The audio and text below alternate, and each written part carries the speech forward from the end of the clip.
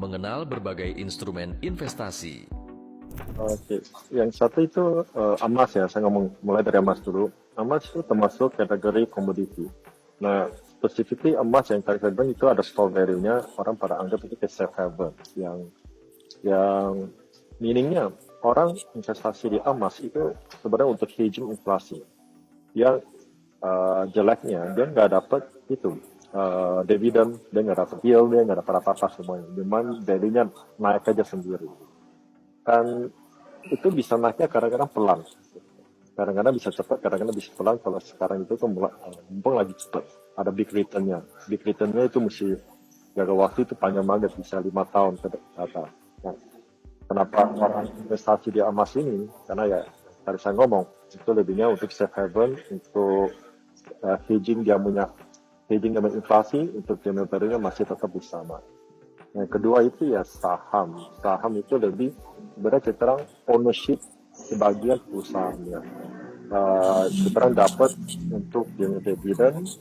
Kita orang juga emang tetap namanya long term growth di situ. Jadi kita orang percaya perusahaan ini kedepannya bisa bagus, bisa prospek gitu. Jadi kita orang kenapa justru investasi di saham perusahaan yang tentu punya.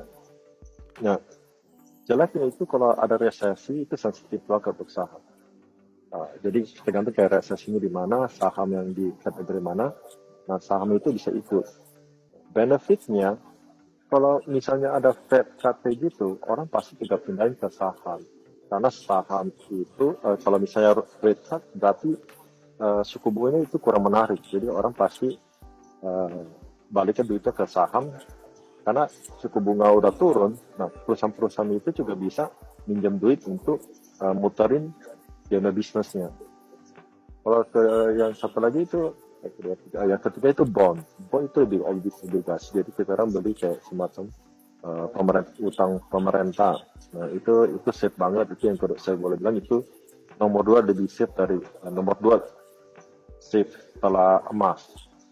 Nah kalau bond itu kita orang dapatnya kupon.